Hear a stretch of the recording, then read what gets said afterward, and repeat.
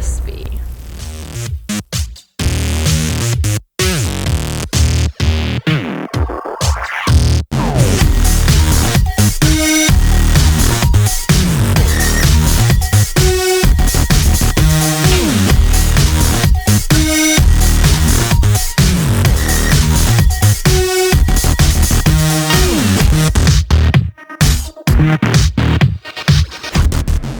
Alright, welcome back everybody. Haven't posted a video in a while. Summer is usually a little more hectic for me. In terms of just life. Just life. So, was contacted by my homie Boog Nice, who's the CEO of ACBA and someone I consider a friend. And we had actually been wanting to work together. Boog had wanted to get a dial from me for some time, and for whatever reason, just the timing never really worked out. So finally, this company called Boundless Brooklyn, I think that's what it's called. Yep, Boundless Brooklyn. They had released some water towers that were really, really close to 1/12 scale, and Boog hit me up and said he wanted to do a rooftop.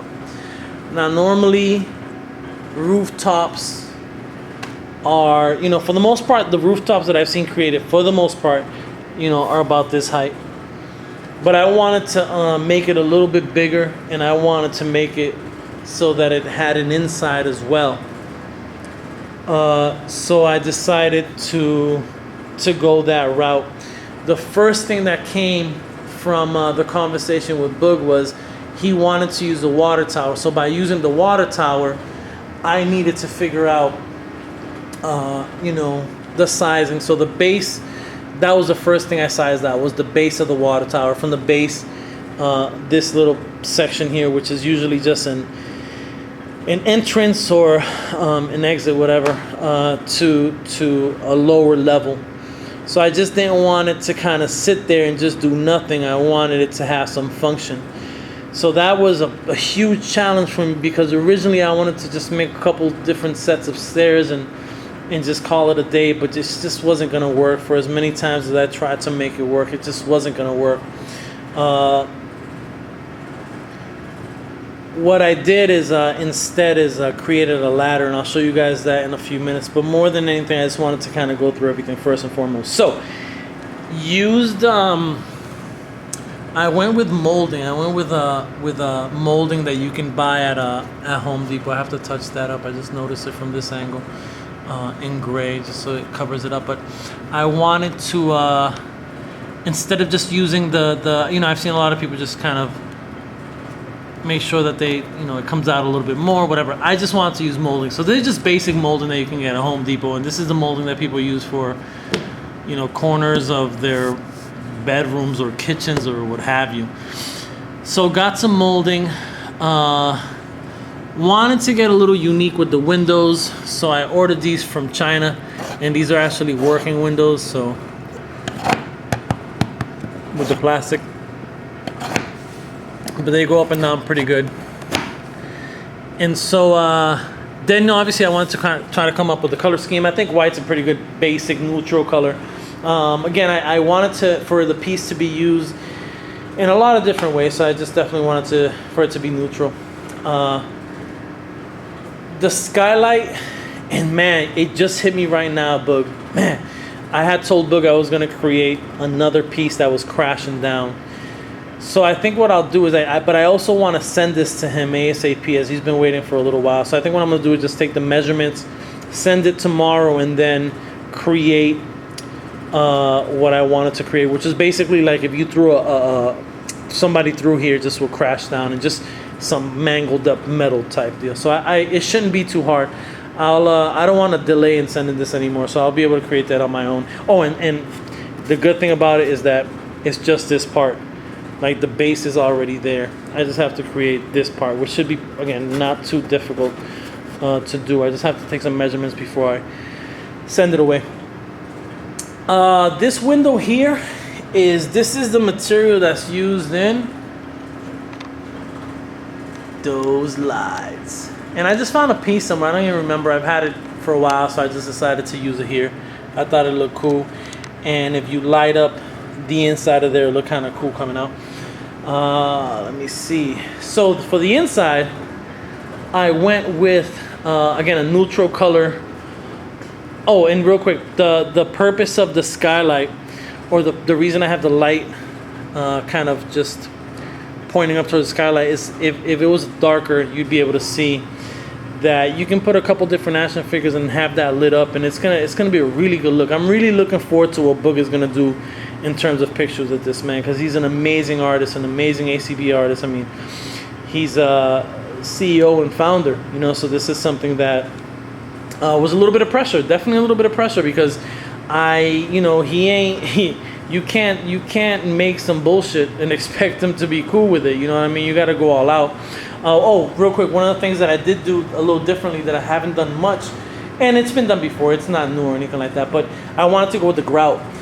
So the technique for this is not too difficult. What I did is I just went about like I normally do. I painted it in black, or washed it in black, gave it a black wash, then I painted it in that brick color, 2 coats like I normally do. Then I did the acrylic sealer. Then I took spackle versus wall putty. Wall putty is more the wall compound, excuse me. The wall compound is more for heavy duty jobs, and that's a really wet type of thing. So I got the spackle, which is more of a drier type of feel. And what I did is I just kind of used the spatula, you know, or the little, you know, the tool that the painters use, and just kind of just stuck it in there, and then took a damp cloth and I took out the excess. But because the sealer was already set in, it didn't allow for the paint to get damaged in any way. I could have done solid across the board white. You'll see some gaps here and there, but I wanted to keep the gaps on purpose, because a lot of brick buildings, after a while, the grout starts to fall out, so you'll see some gaps. But again, that was done purposely. I could have totally gotten every single crack, and I just didn't. I decided to go with a brown, with kind of a tan rather, for the inside, because I feel that was a really nice neutral color, and it'll fit into almost any type of scene. Use the airbrush to kind of dirty up the walls a little bit. You can see the skylight through there, so this can be this is a shot in its on its own.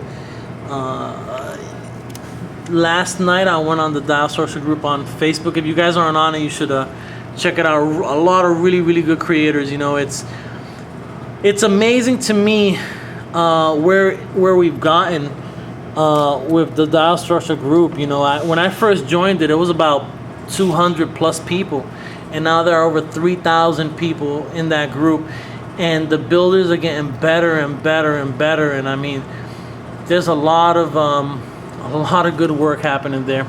So yeah, last night I just took some wood and some dowels, and I created that ladder from scratch. Originally I wanted for it to be like a set of stairs and another set of stairs. The more I tried to figure that out, the crazier it just, in my mind, I just couldn't put it together. More than anything, I just didn't have the space, or the platform was a little too big. Either way, I like this instead. I like the way this came out, so I'm happy with it. I went with hardwood floors. I can't remember if Boog has any dials that have a hardwood floor. He probably does, but not in this style. This is a wider wood. I'm pretty sure he doesn't. Went with lately. In the past I've used project foam board, but I feel like it's a little too thick, so I just used a skinny balsa wood. You can see it's pretty skinny, and it's more realistic to what real walls would look like.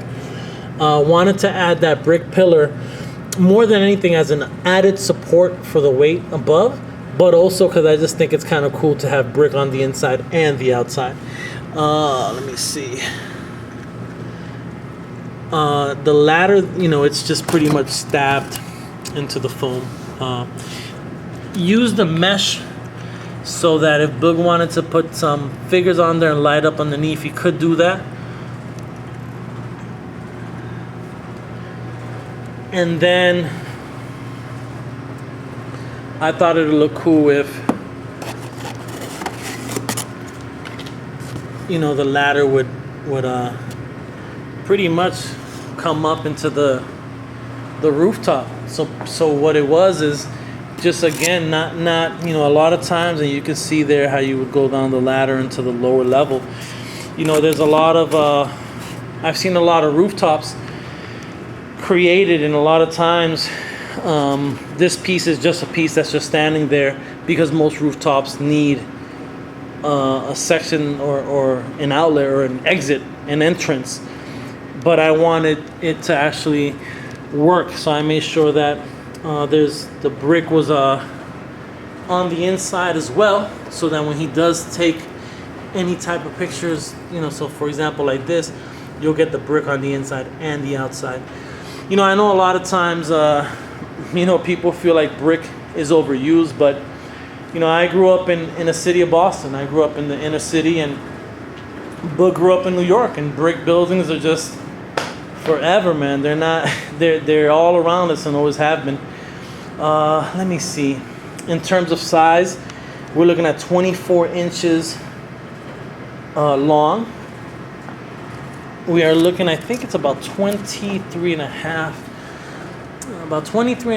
inches tall to the top of where the water tower stands.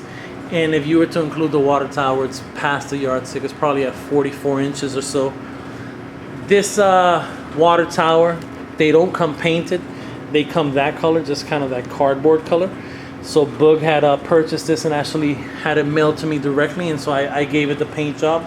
Wanted to make sure that I captured the fact that these are metal and they get rusty, so I wanted to make sure that I added the rust on the inside and the outside.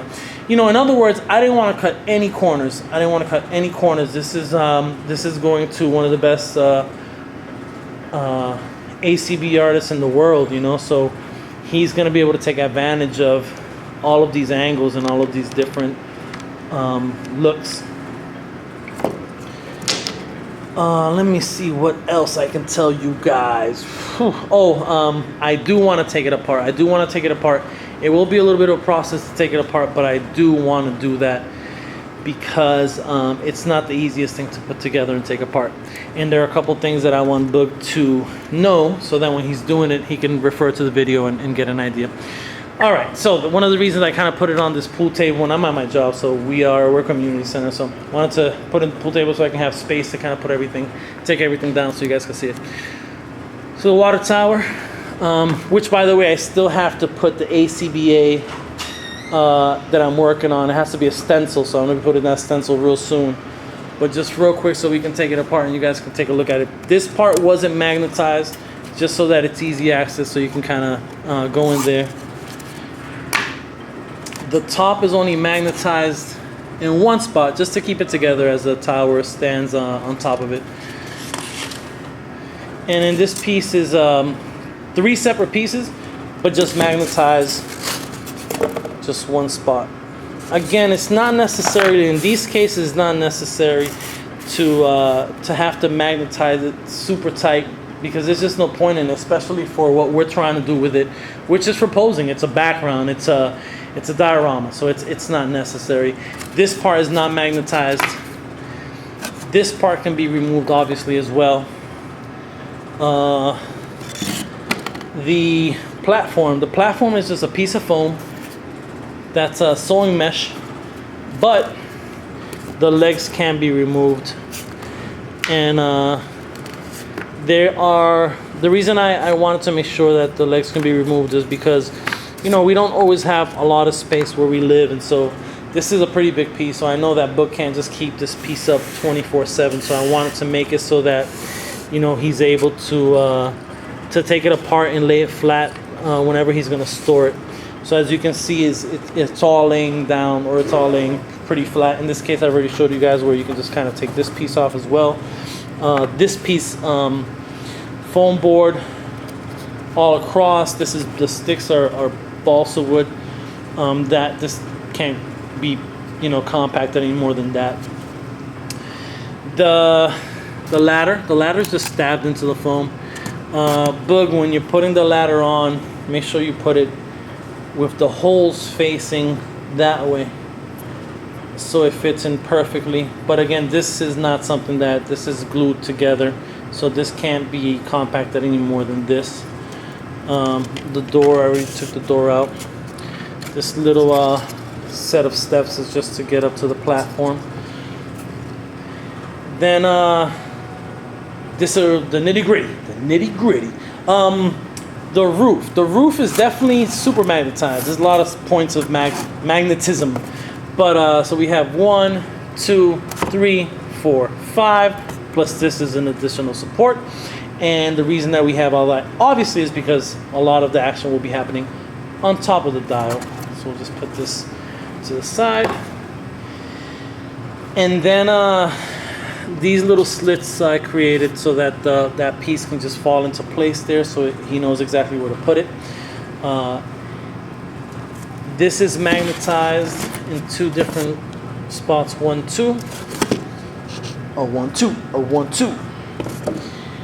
When taking it apart, the bottom is not, I didn't magnetize it to the base. The reason I normally would have magnetized it to the base, the reason I didn't do it is because once this is all together, there's so much weight, it's not necessary. Again, it's not something that's going to be moved around. This is not something that a child is going to be playing with. This is, you know, this is for an adult. This is for a collector and someone who does action figure photography. So that bottom piece didn't have to be magnetized. So when taking it apart, make sure that, you know, because if you just take this piece out, that piece may fall. So just make sure you're aware of that. And just wanted to really quickly show the base. The base, again, is not magnetized in any way. I had to do the bricks on the bottom just to kind of give it that illusion. Still raw foam on the bottom of it, but there's no magnets on this piece at all. So here it is, man. This, you know, it's a lot of pieces, bro. There's a lot of pieces for this dial. All right, y'all. If you have any questions or comments, feel free to leave them in the comments. And any questions I'll answer. This is one of the longer videos I've done in a while, but it was necessary because it's one of the bigger projects, one of the more extensive projects I've done in a while. So, all right, y'all, and I'm out. Thanks for watching. Peace.